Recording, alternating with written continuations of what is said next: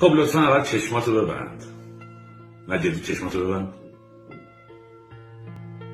فکر کن 50 سال دیگه است تو روی تختت خوابیدی و خیلی مریض و ناتوان و چند دقیقه دیگه قرار هست این دنیا رو ترک بکنی و بری به جهان باقی.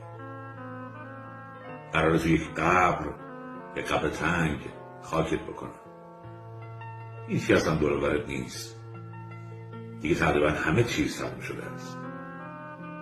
قراره دیگه از فردا خورشید رو نبینی، هیچ میوه‌ای رو از درختی نچینی، قراره دستتو هیچ وقت توی آب رودخونه نکنی و قراره هیچ وقت طلوع و غروب خورشید رو نبینی.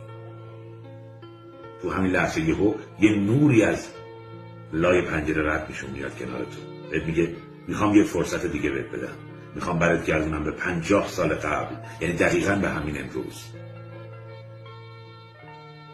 و برات میگردونه و الان اینجایی. پس سعی بکن زندگی رو زندگی بکنی، یه جور درست درمونتری زندگی بکن، یه جور قشنگتری لذت ببر از زندگیت، یه جور دیگه قدر بودن رو بدون.